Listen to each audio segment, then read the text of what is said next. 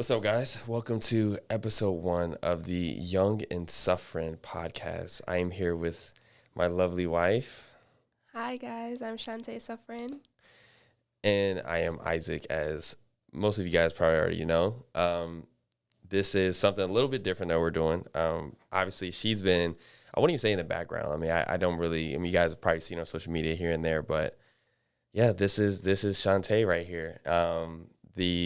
The reason why I do a lot of this stuff I do. So yeah, what's up? Where do we want to start? Let's start into how did we meet, or better yet, let's start with how did we meet, and then how did we come into our first meeting? Like, where were you before we met and things like that. Oh, okay. So, do you want to go into the story of how we met, or? Sure, yeah, I'll start off. So we met in college. I went to Lafayette College, Eastern Pennsylvania, and as some of you can tell by the accent, I am Jamaican. So I came to school set on just securing a degree. I was on like a full scholarship, so my mind was just definitely all books. Going in, I wasn't even like considering anything outside of that. And we met freshman year orientation. During my orientation as an international student, you have to come a little bit earlier just to get acquainted and things like that. And I met you in Farber with some... Which is a building, by the way. Yeah, like one of the buildings on campus. And he was with some other international students. And I think athletes also have to come a little bit earlier. Mm-hmm. So I met him and I just saw him and I was like, why is this guy sitting like that, so sprawled out, like just all over the place in the couch, knee up here, leg down there? And I was like, can he just like sit a little better? I was just a bit put off by how you were just sprawled out there. But of course, I was like, oh, he's kind of cute. So there's that. Yeah, and for the record, guys, we've been married for 3.5 years, together for 6 this year. Mm-hmm. Just This was 6 years ago. Yeah, this is about 6 years ago. Like 6 years ago, summertime, I was like preparing myself to get ready for college. Yeah, I might have been on the way, or almost June. Yeah. I might have been there already. Oh, okay. Yeah, I might have been not beginning of June, like end of June. I think I was there. But yeah. I have to say, I didn't really, at that point, I didn't know she was Jamaican. I thought you were from New York. Everybody I had met to that point was from New York. Yeah. Because, Pennsylvania, then New York is right there. So I didn't really, I thought you from New York. I will say, in the Farber building, I didn't really pay too much attention to, like, my surroundings, because I think I was, like, on my phone the whole night. Yeah. So, because, me, I don't like new people. Oh, my gosh, that's true. I'm not a huge fan of new people. It's very hard for me to be in those spaces. It's not very hard, but I don't know. It's not your place of choice. Nowhere is my place of choice, except for, like, in the house. I don't know. It's really weird. I, my friends would consider me very extroverted. But Yes. I'm extroverted with my friends. Like, new people, it's not like I don't know how to interact, but it's like, man. You'd rather not. Yeah, I'd rather not.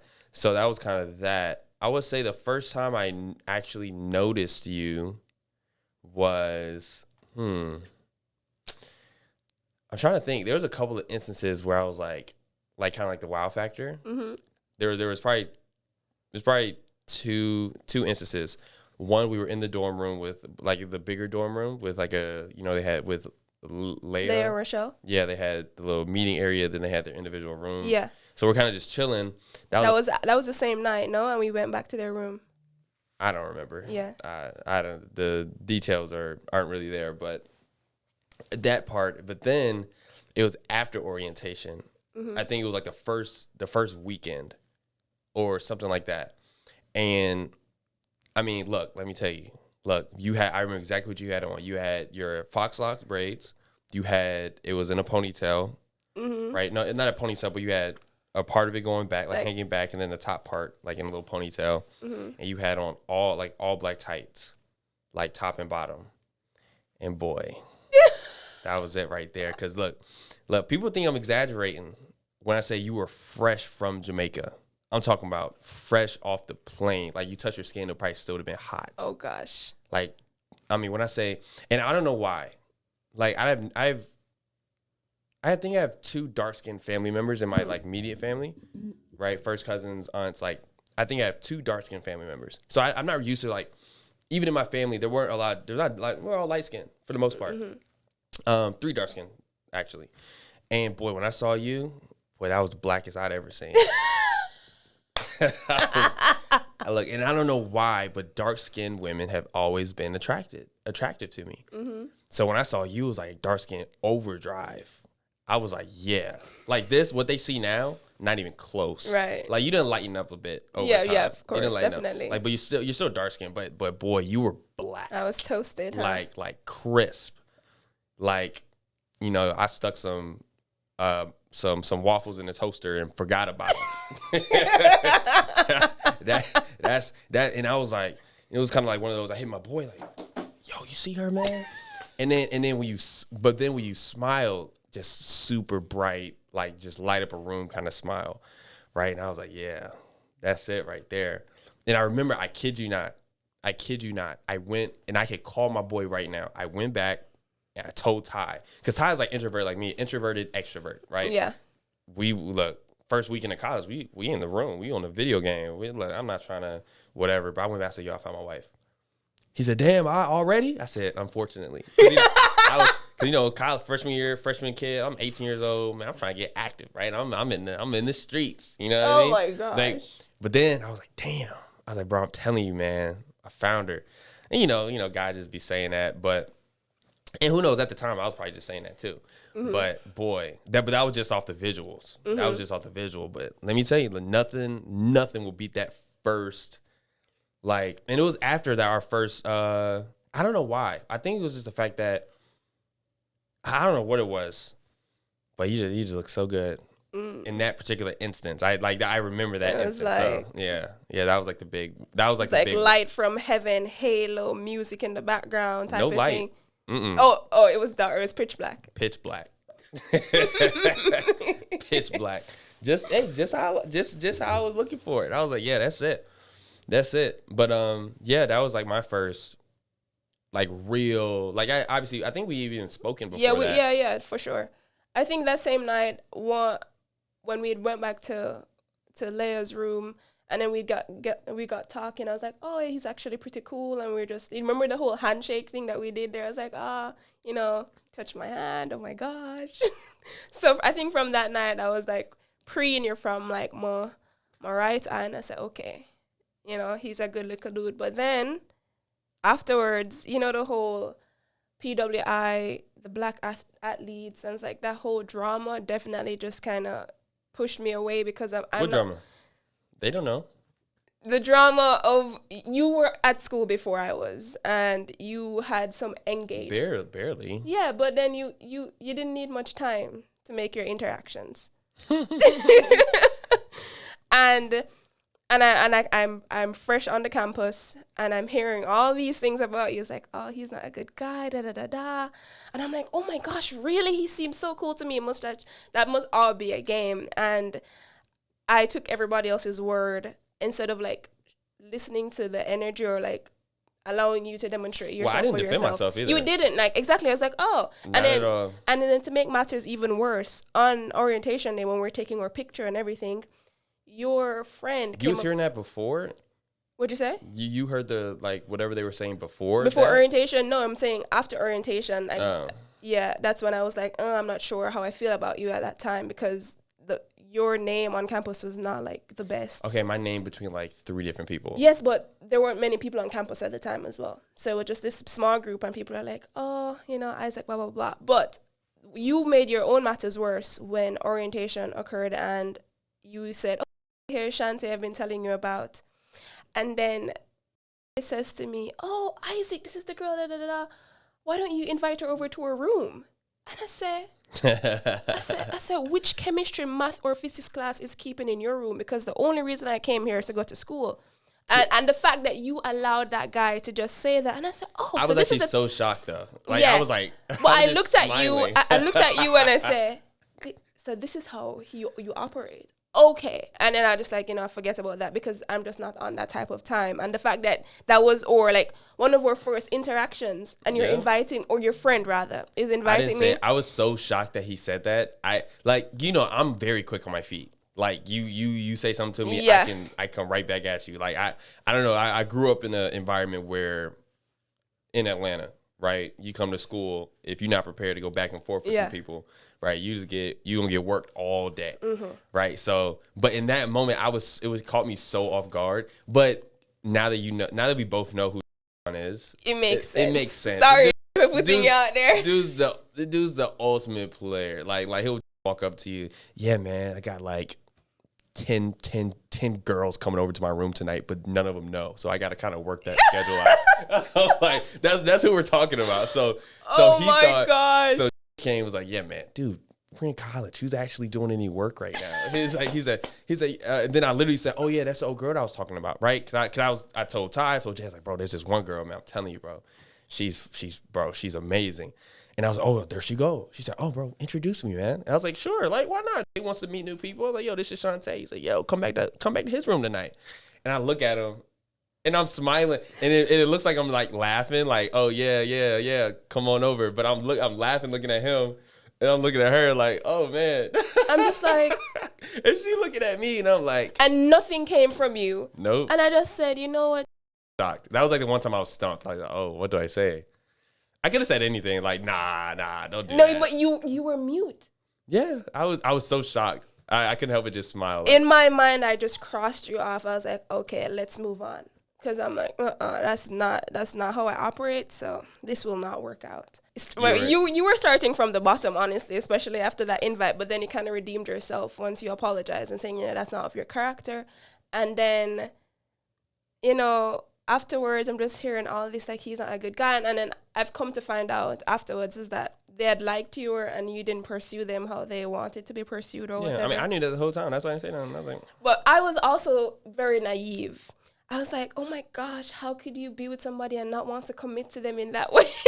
Not knowing that sometimes that's the arrangement between college people, that they just, do things and then they go their separate ways. But in my mind, it's like, if you're going to do that with somebody, you have to stick with them, blah, blah, blah. But if I would say that's just how they operated and that's the result that they got. But knowing that you were able to even operate that way. And also, this was my first time being an adult and that people choosing for themselves and just being in that college environment. I was like, whoa, people are doing this? What the heck?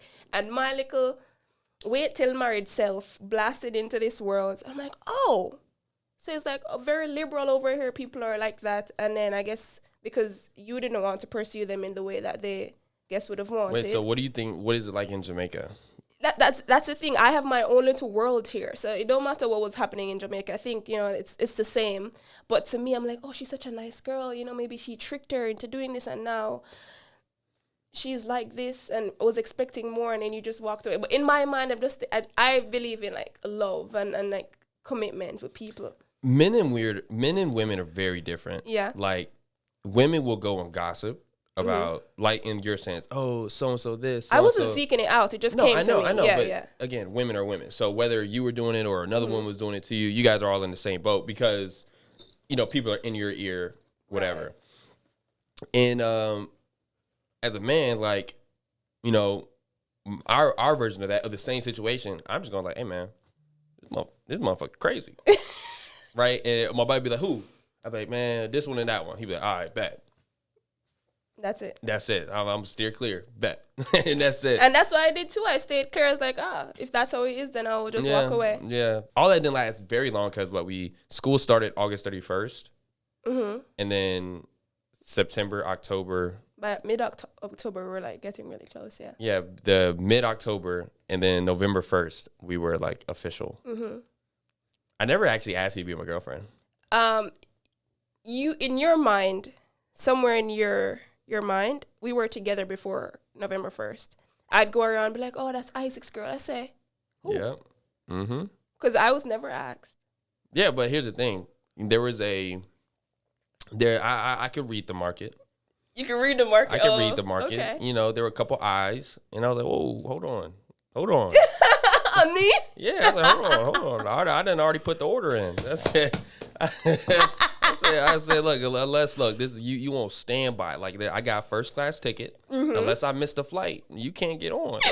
that was my so there was a about October 15th. I was like, hey, yeah, Had some attention. What can I say? That's my girl right there, man. Yeah. Hey, what you been? I'm finna go chill with my girl. Hey, Isaac, where you going? Oh, no, my girl want me to come get something to eat with her. Yeah. Yeah. And I was like, he's like, the first time I think you'd ask me, like, hey, you know you're my girl, right? I said, excuse me. You kissed me. I was like, you done locked it in. Stamp. Hey, look, keep your lips to yourself. Keep your lips to yourself. One had this issue. That's all it was. Yep. I remember we were in your dorm room after something. I forgot. And then I was like, yep. Well, you know what this means. And ever since then. But there was a stipulation.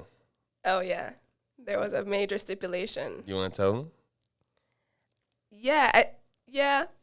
I think, was that before the kiss, though? I think I did. I don't think I would have, like, kissed you if I didn't. It was before. Yeah, for sure. It was before downstairs. Yeah, it was when you told me that you liked me. And I said, you know, we've been hanging out. It's been great. But now it's like, okay, he's verbalized this. And I was like, oh, gosh, God. What were you thinking? Because I remember what I was thinking. I was like, it's not very hard to tell when a girl likes you. Yeah. Right? So I was like, I know she's feeling me. Yeah. So I was like, man, what are we doing? That's what I said. That's what you said. I said, what are we doing here? I was like, we gonna keep wasting time. Look, it's been like a week. A week, for real. It was like 1 week we were hanging out every day. And let's point out though, guys. Look, she said I was at the bottom. I climbed back in a week. Come on now. Well, you were at the bottom from August, and then from September. Hold on, no. Oh, gosh. Well, I may have been at the bottom in August, but we didn't see each other but every 2 weeks. Yeah. Which was really weird, by the way, as small as that campus was. You were a student athlete. I was studying. Yeah, true. Like, I'd see you literally every blue moon, and I wouldn't see you until, like, you were, for some reason, I don't know why, with tall people, that when I'm walking out and about, and other tall people may relate with this, I don't look in this close vicinity. I'm looking over there, like far. So I would see you from a distance, but if you were like already within that threshold of and you were close, I wouldn't see you until you were almost past me. Wow. I would see you and I'd be like, oh, he didn't see me. I'll just walk away. But you remember, like, damn near every time you saw me. I remember one time we were walking past like the cafeteria lower, and you almost passed me, and I was like, oh, hey, Shantae. Yeah, and and I wasn't going to say anything. I was like, oh, I could see you, but I'm just going to keep walking. I literally didn't see you until, like, I just happened to, like, maybe look up from my phone or look down at my phone. I was like, oh, shoot, Shantae's right there. Hey, how's it going? But literally, we didn't see each other, but every 2 weeks. For sure. So I was, like, it's not like I was putting in work before then. From the time that week started, look, I would say from like October, we were spending more time together. Like we'd have really deep talks in lower, and I get to know more about you and stuff like that. That was. Look, call it what you want. You always try to toot your own horn. Call it what you want. Oh gosh. What are you trying to insinuate? Call it what you want, but you literally got cuffed up in 1 week. Okay. That's all I'm saying. Look, and it's not. Okay, how do you feel about yourself though? Because you got cuffed up in 1 week too. I had to pursue. I pursued. That's true. Yeah. All right, never mind. So I said, hey, I this is what I want. This. I want this. I got to get this. This is that dark chocolate right there. Look. That's that. The competitor in me. Yeah, no, that's fair. I was like, yeah. But back to the stipulation. Okay. So you had told me, you're like, yeah, I like you. Like, what are we doing? And I was really hoping that we could continue that little week of friendship a little bit longer. But you were like, all right, I know you like me. We like each other, yeah? What's next? And I was like, oh, gosh, now I have to have this hard conversation with this guy. And I was thinking that would probably be the end of it. And I was, like, enjoying the rendezvous, like a summertime fling, or, like, this is fall now. But I said, listen, I appreciate that you like me, and I like you too, but if you think the whole sex before marriage thing is going to happen here, it's not. So I don't want us to continue something that has no future. So I just want to let you know about that. And if this is something that you can't do, I totally understand. But I have to just like be in alignment with my morals and my values. So yeah. And I remember saying that to you right outside of my dorm room. And I was like, you know what? This was fun. in my mind, I was just like ready to wrap it up. Cause and I sound very brave saying it now, but I was a bit nervous. I was like, God, why you send me this nice, clean, brown, tall man to my way? I know I have to go turn him down, but it was, even though I felt a bit sad or a bit nervous, I just know it had to be done. So it's like, you know what, this was fun. And especially knowing your history, that it's not easy to wait until marriage, especially when we just get this taste of freedom in college and you want to explore and whatever. So it's like, I would... For the record. Oh, gosh. Let's... You have people out here thinking I was like a wild animal out here. No, you weren't. I wasn't. Think about it. School started in August. We're in November. So, like, we barely been in school. So, just to put that out there. But you were there from July, though. Yeah, nobody else was, though. Other track people, other athletes were there. Yeah, I was at the gym, and I stayed at my teammate's house. Okay. That was my main focus. It wasn't until the international people actually were there, had that orientation and stuff. Mm-hmm. No. It was when Mike got there, because Mike introduced me to Leigh and Rochelle, mm-hmm. and then they introduced me to the other people. That's when you started seeing people. Okay. Yeah, so I didn't see nobody until then. But there was some history there before me. Yeah, in terms of me meeting people, yeah. Meeting, okay. Is meeting code for something? Oh, is that what you mean? Yeah. No, I was already there. No, it was when people got there. Okay, got it. But what I'm trying to say is, it's hard to put that idea on somebody who doesn't have that for themselves. You know, it's hard to put that stipulation on somebody when it's not something that they came to on their own. So I don't want to put that on you if that's not something that comes from within, because then it's hard to enforce and to live by that. So that's what I'm just trying to say. No, yeah. No, I just wanted the people, I wasn't out here, running rampant. Yeah, no, not at all. But you've been exposed to that before, and I haven't. So it's like... Also, our society is very over-sexualized. Like, even back then. It's very over-sexualized. Like, social media and stuff. For sure. Like, although, like, the whole, like, OnlyFans thing and all that stuff is, like, newer. Mm-hmm. Like, the last, probably, like, 2-3 years. Maybe. Like 5 or whatever. Yeah, I don't know. But it was... I understand that. But that's the point I'm trying to make. It's... We've never, like, had that conversation before of... waiting till marriage, because we were just getting to know each other, and then it's now you're like, you want to get serious, and we can't get serious, and then a year in, you're like, oh, No, tell him what I said after you said that, though. Oh my gosh. We never got to the response. Yeah, so I tell him that, and I'm fully prepared to just go back in my dorm room. And cry. I'd have been sad, but it would have been for the best. I'd have gotten over it. Mm-hmm.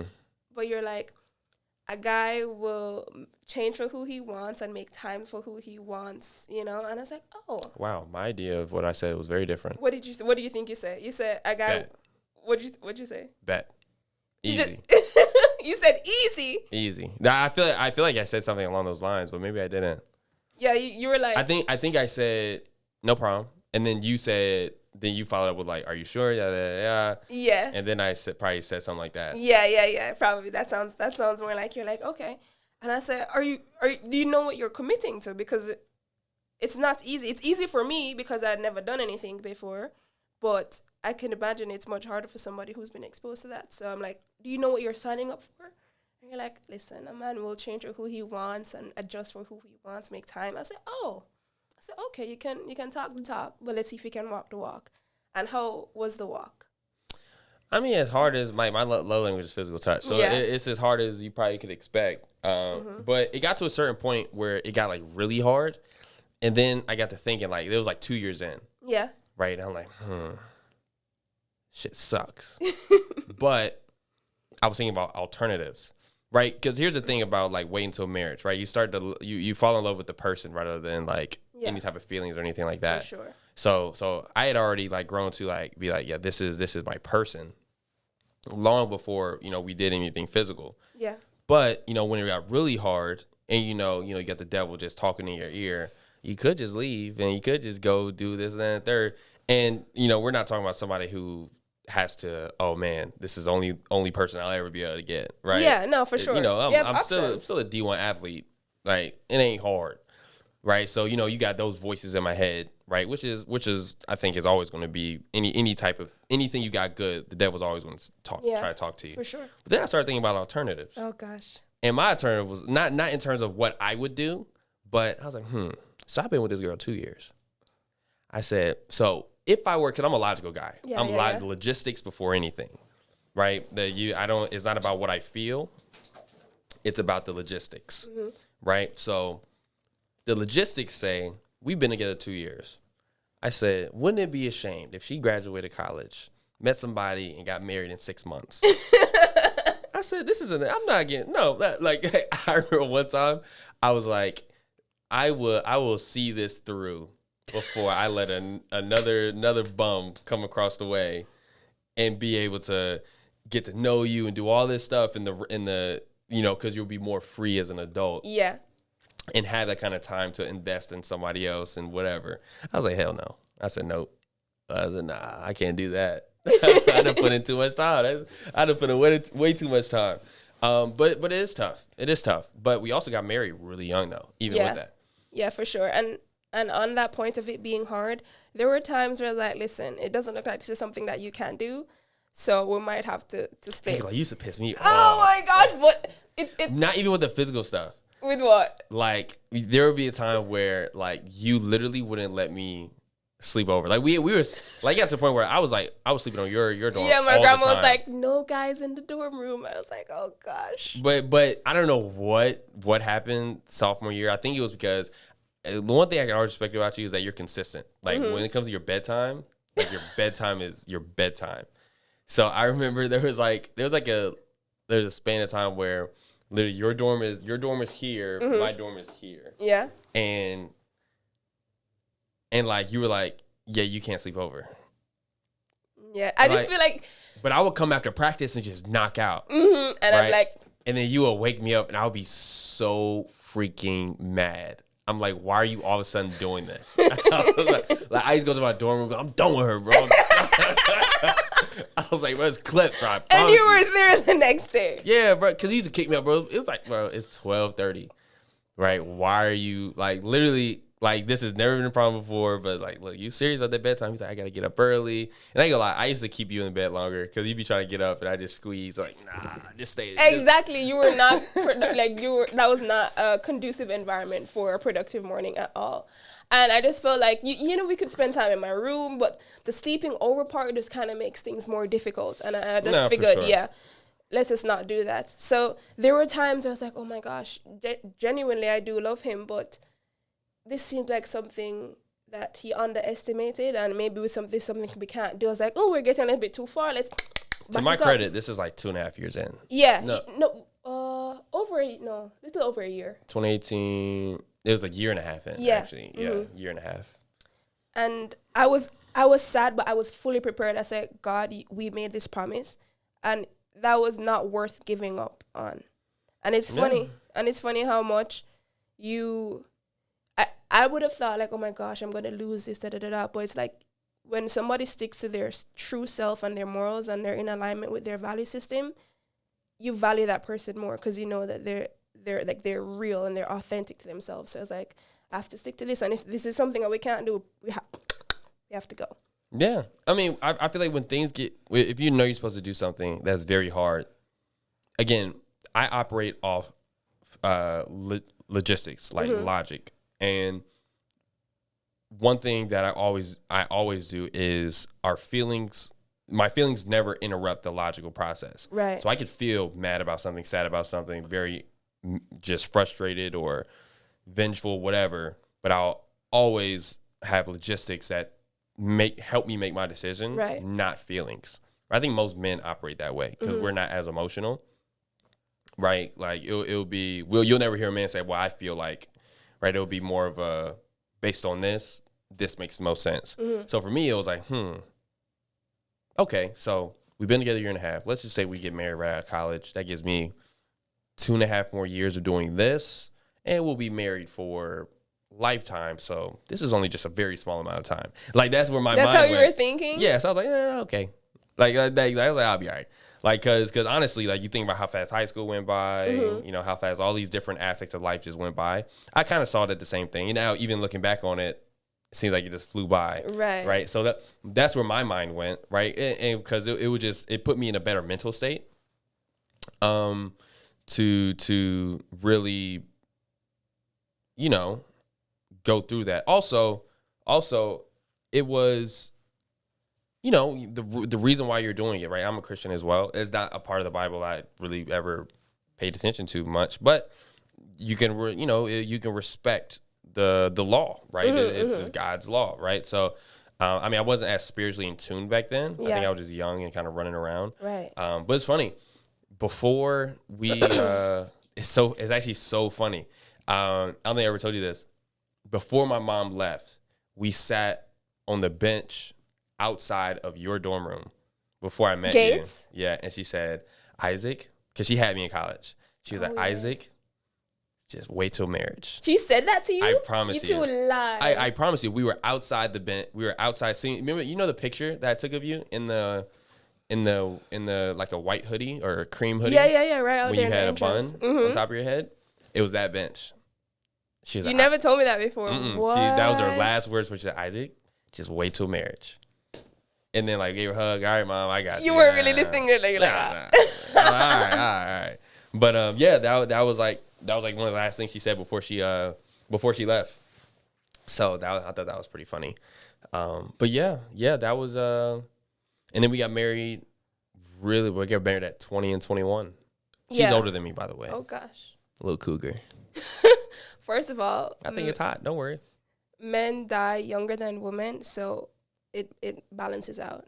You know what's crazy I think about? You did an extra year in Jamaica? Yeah, that's why that's the only reason we're in the 13? same year. Yeah, grade 13, and then you finish at grade 12, no? Mm-hmm. So do you think we would have been together had you already been there before me? I probably would have been scooped up. Probably. Maybe. I don't know. Definitely. You were getting a little desperate there for a minute, though. Wait, first of all. Let's just not just talk about me. We ain't got to talk about me. Let's talk about you. Because I sure remember. You're trying. I wasn't getting desperate. I was just seeing what. Maybe lonely and like, you know what? Maybe this old flame just wouldn't be too bad. Yeah, I remember. I didn't say I didn't bring it up, but I was like, Anyway, we're just dialing back, seeing how people are. And I'd had that newfound freedom as well, like being able to travel and stuff. And I'm just seeing if anything from the past could have worked out. But obviously. What money? We was broke. I would have gone internships and stuff, babe. It's okay. I was not getting desperate. I was just seeing, what was in the past. And it's always good to just leave those doors closed. Look, I love how we're just trying to brush by it. But I definitely remember around September. Mm-hmm. You remember it was September. Mm-hmm. Before we started really talking, you were all, I didn't really know you back then. But from what I remember, it wasn't out of desperation. It was more out of curiosity, I would say. How could I be desperate when you literally told me, yeah, I was just so lonely here, and you literally told me that. I don't recall saying that. Maybe that was after I realized all the men in college were just weird and just hypersexualized. I just didn't really like that. Like I had people come up to me be like, yeah, we could do it. I said, do what? I don't even know you. So I just made me really turned off by how sexual everything was, and then being from the fact that I had football team, like even just the average person wanting to do things. I'm like, you're gonna lick what? You don't even know me. That's just very crazy. So I was really turned off by that. And then in the past, I've talked to people before, and I was like, they know my values, they know what I'm all about. So it's like, maybe I should just go back there. But obviously that's not the case. It wasn't out of desperation. It's more of just shock that this was real life. Like people are just out here giving themselves like that. So also, you're in Easton, Pennsylvania. Like, so there wasn't like a lot going on there. Yeah, not lots of black pickings, Yeah, very minority. Mm-hmm. But one thing I want to talk about is the reason, not just like the reason religiously or spiritually why I decided to wait until marriage, but it's also growing up. I saw lots of non-examples of what I wanted in my life. Like the woman didn't really have good men. I've been to more funerals than weddings. I can't even recall the last wedding I've been to because that's just, I don't have a lot of that in my family. And growing up, I was like, no, man, this doesn't look right. Like and one thing I saw the women in my family do is that they never really prioritized marriage and waiting until marriage. And I said, this just seems logical. Yes, it's the Bible. Yes, it's what I believe in. But it also makes sense to wait until you've committed to somebody spiritually before you give your body in that way to them. And I feel like people downplay the importance and the significance of intimacy. And there's many forms of intimacy, but physical and sexual intimacy, you don't want any and anybody inserting themselves into you. So I just saw that and I said, this is something that makes sense to me. It's what the Bible says. And it's nothing that I've seen my family really do. So it must lead to a different path, and a different path is what I wanted for myself. So and my own family. Like I always see it, and I like when people have the same last names. Like, oh, that's a family unit. It's not same what? Same last name. Guys, I'm in the process of changing my last name, and he keeps. Yeah, I'm just saying, you know. Yeah, it's the same last name. and I wanted that for myself. And I knew it wasn't how I was raised is not how it was supposed to be done with one parent. It's supposed to be two. It's supposed to be a family and a mother and a father, and not just one. So Yeah. and I think waiting until marriage will help increase the chances of me doing it better than how I was raised. Yeah, it makes sense. I mean, we were both brought up in single mother households. Yeah, and they did a great job, but I think so. That's not how it was supposed to have been done. Yeah, nah, for sure. You know, I always, you know, the dynamic. I've always wondered how life would be different had I grew up in a 2-parent household. Oh my gosh, I'm not sure. My mother did such a good job. I really don't know if I were to go back, I probably wouldn't want it to be changed. Honestly, the older I get, the more I realize the lack or the deficiency of not having a father, especially being married to you. Some things that you would do would literally get me angry. I'm like, why are you checking up on me? Why do you want to? Really? Yeah, no, for real. When? Like sometimes you're like, where are you? Are you by yourself? I'm like, I could handle myself. It really pissed me off. Okay, side note. I'm very street smart. The Lululand. I'm talking about. The Lululand in what sense? Is that I try to see the good in people? No. Oh, back to my gut. Oh, first of all, seeing the good in people that's bullshit. That makes no sense. You gotta understand. Look, you like. It just baffled me how oblivious you were to like so many different things. And I will give you credit. Maybe I only see that because that's what you are when you're with me, and you can afford to be because I'm doing all that. Mm. So I don't know what you're like when you're by yourself. Right. That all I see is, yeah. Where are we going? All right, I'll go that way. Like yes, but when I'm by myself, you have to understand. Like with you, I'm different. But in Jamaica, I have to take bus by myself. I have to figure out my way. I don't have a car. I'm navigating the streets by myself, so I know how to do that.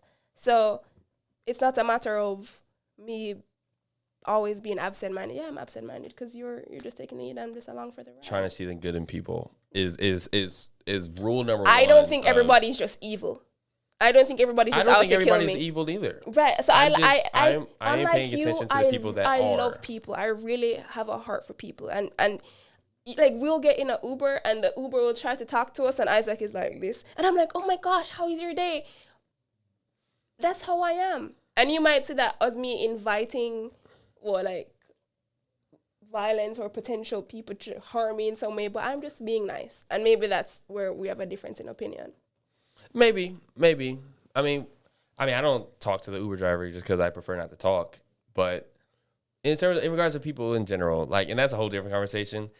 But you have to, as a man, you have to plan or you have to be aware. Again, if there's 10 men in a room, I'm not assuming all of them are bad, but I'm going to make sure that I know which one is.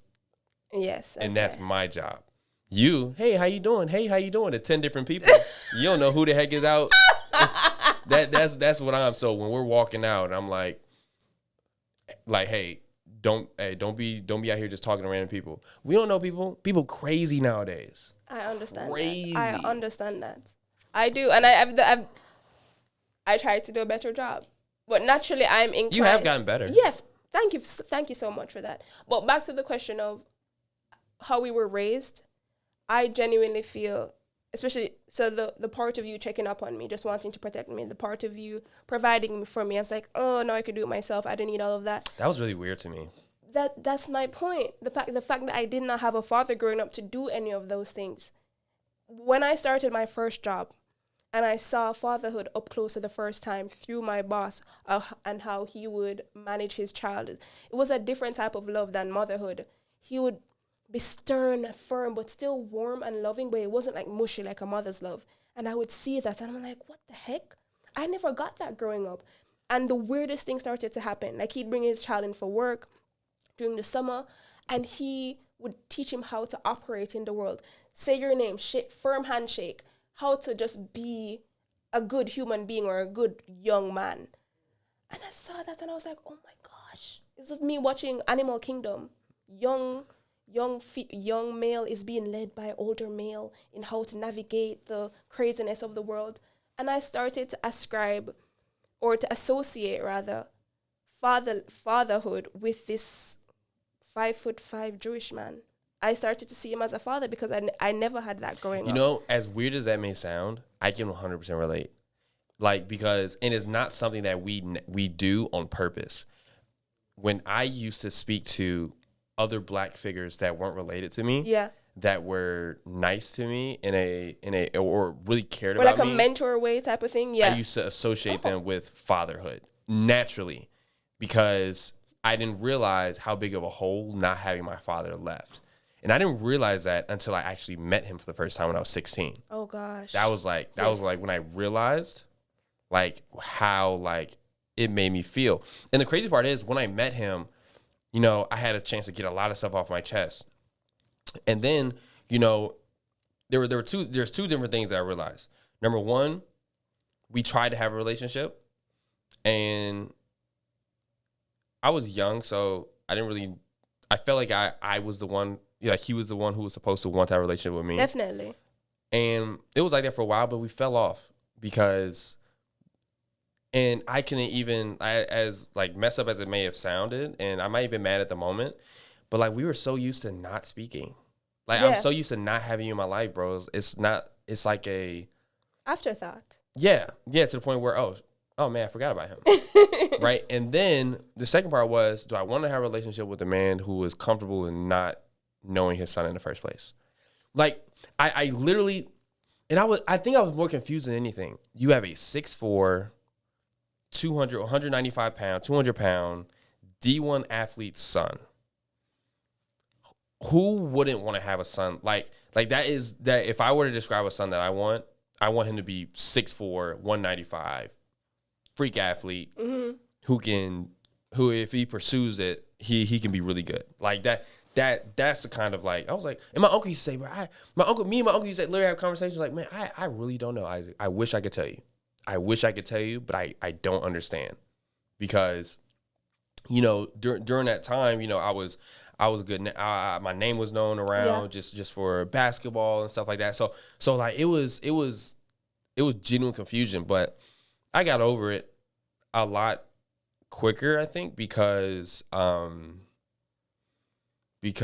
my uncles were really there for me. All of them were always there for me. So they filled the gap. Yeah, for sure. Yeah, Uncle Ray was there. I remember me and him going to Falcons games by ourselves. And it's crazy because even back when I was a little kid, I just wanted to have a man there. Because my mom, I remember she bought 2 Falcons tickets. Mm-hmm.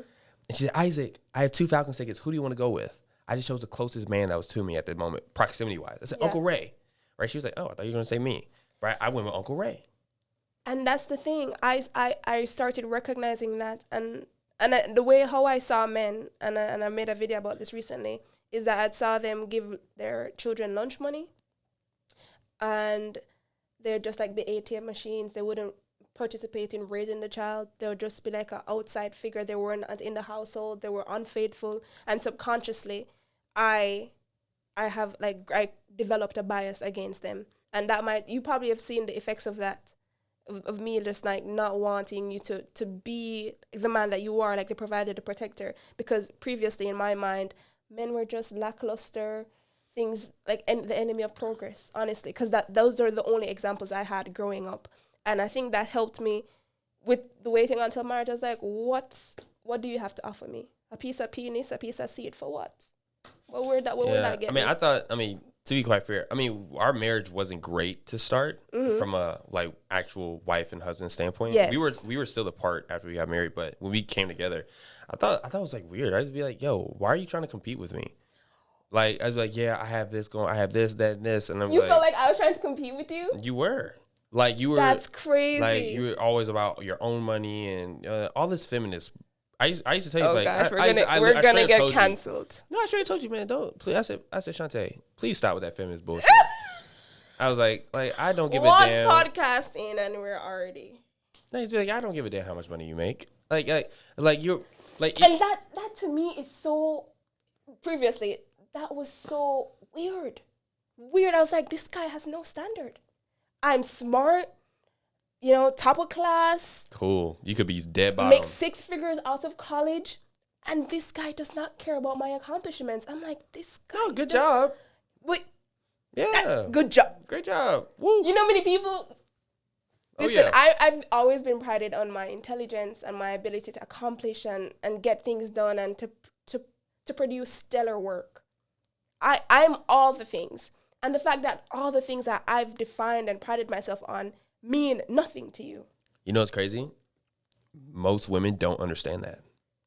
Most women don't understand that men do not give a damn. I don't care how much money you make. I don't care what kind of, you assume cum whatever. Summa cum laude. Summa cum laude. You could have been bottom class.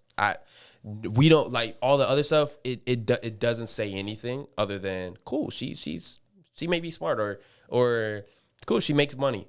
Like all the things I value is that hey, she's beautiful, right? She's very easy to talk to. She has a great personality, great smile. She believes in God, and she's somebody I could hang out with every single day.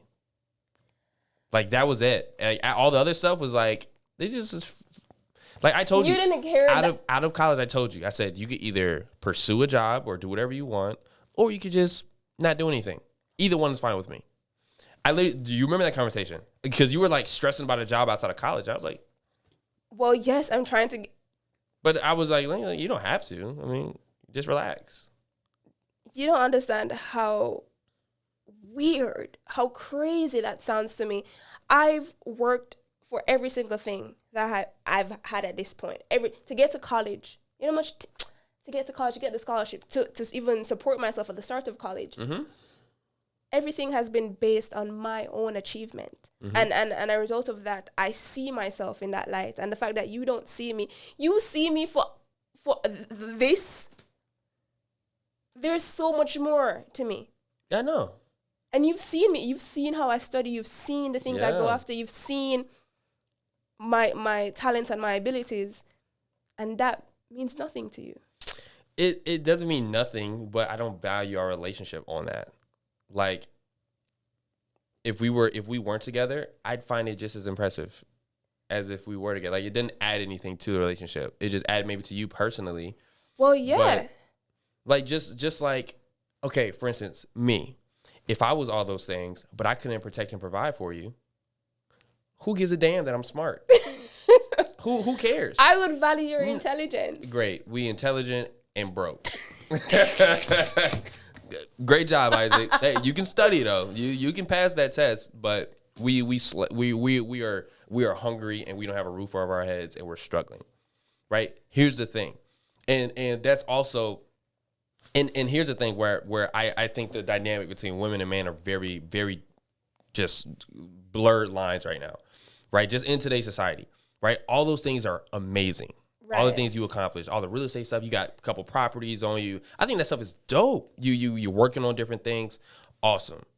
Right? But at the end of the day, I've always wanted a wife, right? Which you are, and you're a great wife. And I think over the course of our past few years, we've both gotten better at our own roles. For sure. But in the beginning, it was more of like I felt like she's in competition with me because she doesn't think that, or she thinks her value to me is all the things that she can do for herself. And because here's the thing, I used to always talk about us and you used to always talk about you. And I was like you used to be like, yeah, I have to do this so I can have this and I can have that. And I was like, okay, I'm going to do this so we could benefit from this. That's true. But that was like an earlier, like, for sure. And I didn't blame you for it because like you were, think about it, high school, Jamaica, doing all this other stuff. Got to college, got the scholarship, did all that work, and then all of a sudden you're in this brand new life where somebody's telling you that, hey, right, all of that, you don't need to do any of that anymore. It's not necessary or if you don't want to. Right, if it's not necessary. But it's also a matter of, I've never seen a dependable man. So how could I entrust my future in something that has proven to be faulty and unreliable? It makes sense. Yeah, it makes sense. In my own, it makes sense. And background. and I hate generalities, right? Or generalizations, I think is the better word. Like I think they're so stupid. Like, for instance, like, you know how many times I've been told, like, over the course of my life that, oh man, I can't do dark-skinned girls. They're always ghetto. They're always this, that, and the third. That's so weird to me. Well, in where I was from, at least, there was there's different tiers of people, right? In terms of, right, you got the ghetto folk, and then you got the regular guys, and then you got the super, polished and private school guys, right? I was in a mix of all three, right? So there would be a couple guys who have a couple different experiences with the ghetto girl, the ghetto dark-skinned girl, right? Right. And then you see the very polished, smart, beautiful, inside and out dark-skinned girl, and then they would associate you, like someone who looked like you, with whatever they saw before that. Right. So when I kind of got what you were doing, I kind of understood that, okay, she's operating this way because of whatever experience she's had in the past, right? Had nothing to do with me, right? And I think, and you kind of came to terms with it. There is a certain level of maturity you have to not allow previous things to kind of, like, hey, this person has nothing to do with. You have to unlearn. You have to reprogram your mind. You have to start all over, and it's not easy, but it's definitely worth it. And there's some. I think I've gotten a lot better, but there are certain things and certain responses. I was like, where's that coming from? Where is this thought coming from? And I have to be really intentional with watching what I say and how I act and respond. But it's a lot of unlearning and relearning, for sure. But one joke I want you to give to them was when I told you. Remember, you said you thought I was from New York, and once I introduced myself, and you're like, oh, you're like, know your name? Yes. Oh yeah. Yeah, I don't know why, but I expected some when you said Jamaica, I was like, oh, what's your name? Exotic, right? Yeah, what's your name? Unta the Buntu. So, I didn't know. Look, that's gonna sound ignorant as hell, but I was like, Shantae, sound like you from down the street. and then Alex, I was like, Alex, and then Danielle, are y'all from Jamaica? I was like, yeah. I was like, oh shoot. I really did. I thought you were just another New Yorker or something like that until I heard you speak. Your accent was very thick back then too. Yeah, it's kind of cool. Like, I learned like a whole new language because I can go to Jamaica and understand what they're saying. Except for Alex, I can never understand that man. Alex, country town, right? Country Spanish town, something. Oh gosh, Alex is like his patois is more like Bassa, like Isaac. I'm like, babe. I'm like, Alex, say it again. It's because Alex gets so excited and he just gets deep patois. That's why. And then he'll say it again the exact same way. I'm like, Alex, I'll look at somebody else.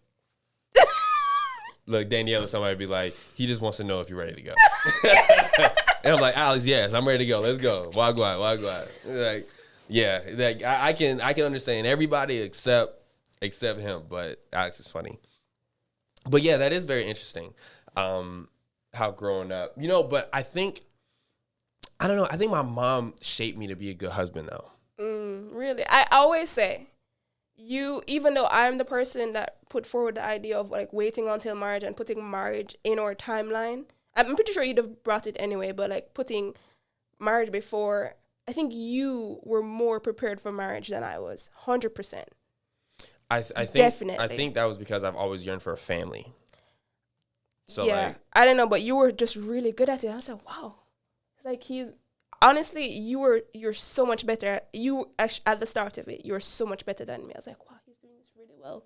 I think my mother taught me how to be a good husband without necessarily sitting me down and giving me all the lessons as to like she used to say like, hey, when you get married, when you have a wife one day, you're gonna need to do this and do that, which you actually do, like fix stuff. Like, right, no, right. It's so you got the engineering degree. I fix the things that you got the engineering degree. We gonna use something. Come on, you got the degree. But like but I think how she taught me how to be a good husband was I do for you what she used to do for me in terms of like now that I when I was able to look back on it, she used to always go out her way to do things for me, whether I knew it or not. Right. Right. That was always in my best interest and would always benefit me.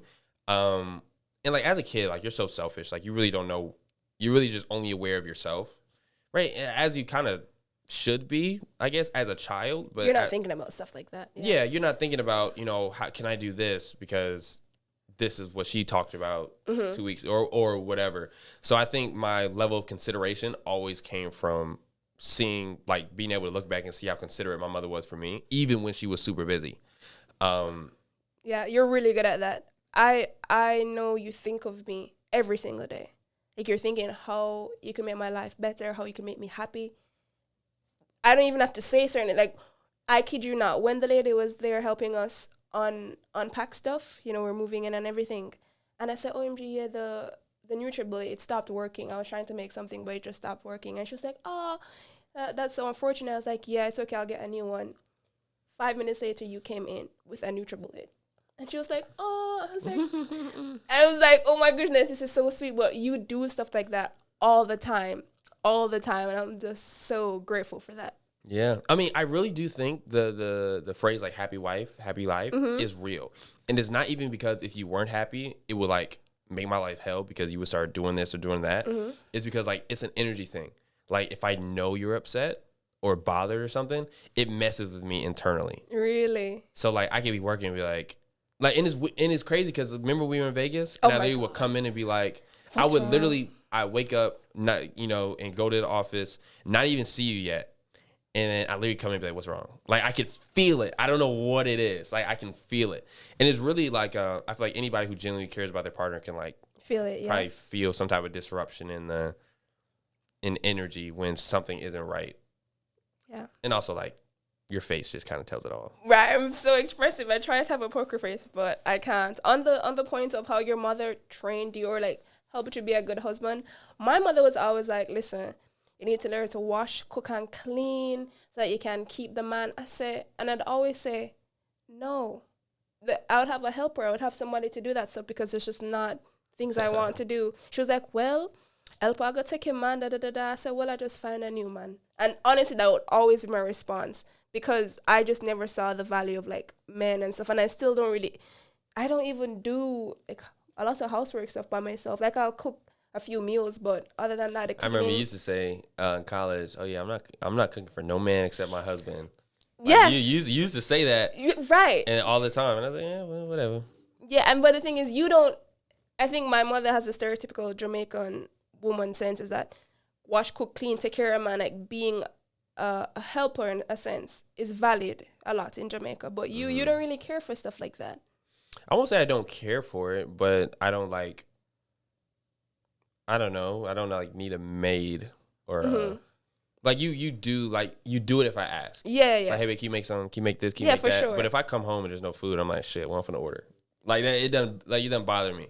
After a long day, like cool. I feel like if a Jamaican man would be like, what a food day. We need the hot on the table right now for eat because. That I feel like it's just a different culture, I would say. But now I'm living a great life. You don't really need much. Maybe there's guys. Americans are like that too. Like some guys are like very traditional. Yeah, you're not like that at all.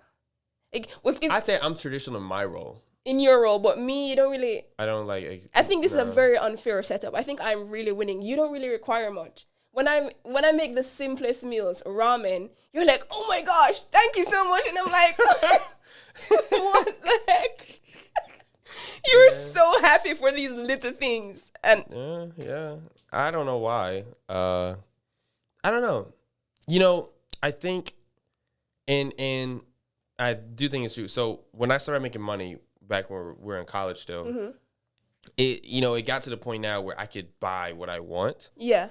So gifts, so like buying me something has never really been like it's the worst present. Like I try to be super grateful for it, like, but and I am grateful for, whatever, like out of the box stuff, things I wouldn't have thought about, whatever. But I think when stuff is done for me, like that's like a real gift. Oh, like the act.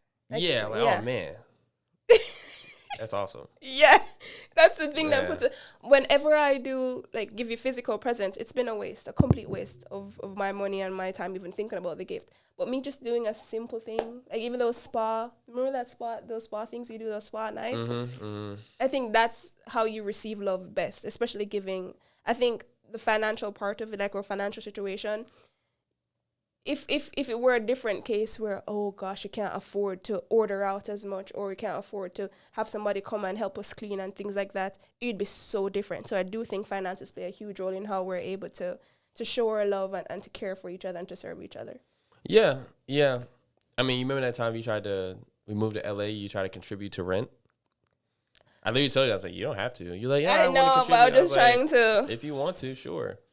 And every month, like I think, what was your rent in LA was expensive. Oh gosh, that was like so like $5,000. It was like 5,500 for a little for a little. box. I would it would have been a problem had it been like some extravagant thing. We was paying like 5,400 a month for like nothing. For nothing. And I remember first month it was, she said, yeah, let's go 50-50. I was like, cool. I said 50-50? Yeah. Oh, gosh. So you don't have to. I know you just got this job. So you really don't have to.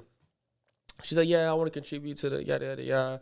Again, you try to insert your value places that right, don't belong. Because I mean, I want to help, you know. Then I was like, all right. The next month it was like, can I just give you 2,000 today or this time? I was like, you don't got to give me nothing, but sure.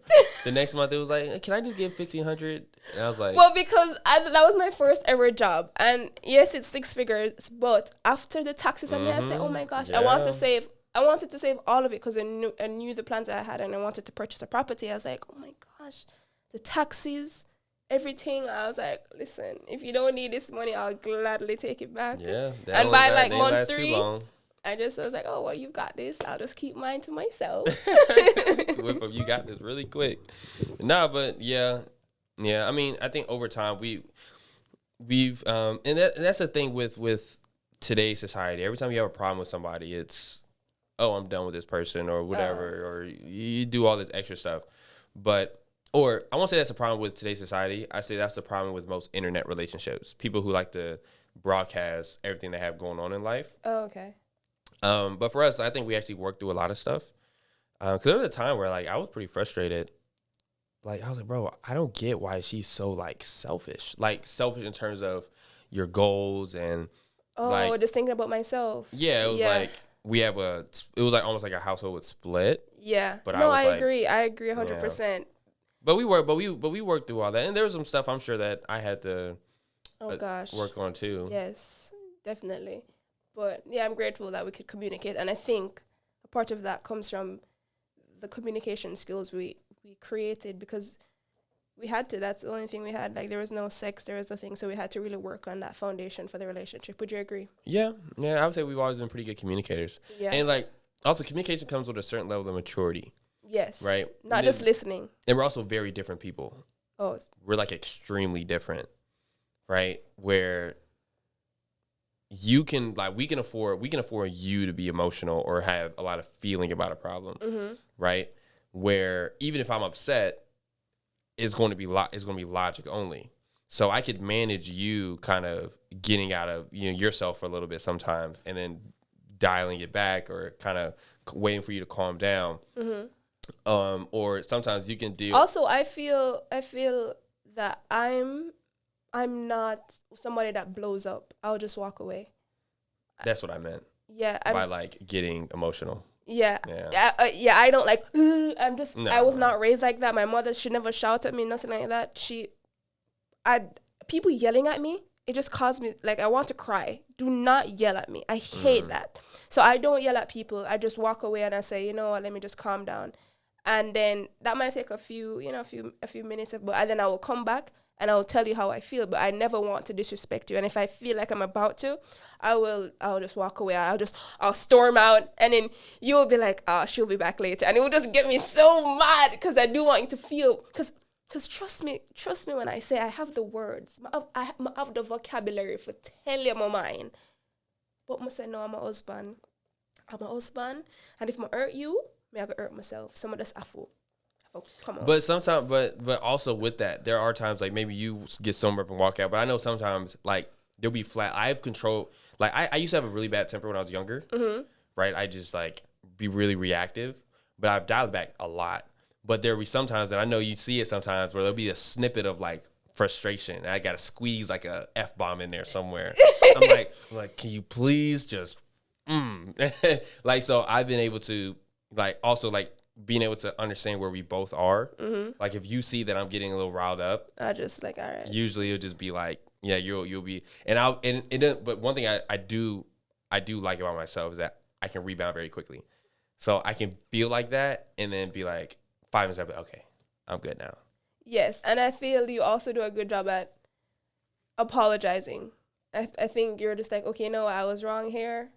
Yeah. And we can move forward. Accountability is big in a relationship. Yeah, for sure. Because then, like, again, like you never want to feel like you are combating or fighting or it's a win or I got to win this one or, you know. I don't think I've ever seen it like that or we've never seen it like that. No, it's a matter of understanding where you're coming from. Yeah. I mean, at the end of the day, like for me, I've always said that any problem we have, because you used to be like, oh, we've been dealing with this for so long, you know, we keep going back in circles. And my response, I'd be like, look, we're going to be married for the rest of our lives. We'll figure it out eventually. Eventually we'll get it. And then when we do, then we'll be like, hey, look, there's a win. But until then, you know, we'll be just fine. There you have it, guys, our first episode of Young and Suffering. I really hope you enjoyed it as much as we enjoyed filming it. And with that, we bid you goodbye and see you in the next episode. Bid you goodbye? Seriously? Okay, is that too formal? I mean, you've been watching way too much Bridgerton. Okay. I mean, nah, he's going to keep it now. Okay, well. See y'all later. Bye, later, guys. Take care. Bid you goodbye. I don't know. That's actually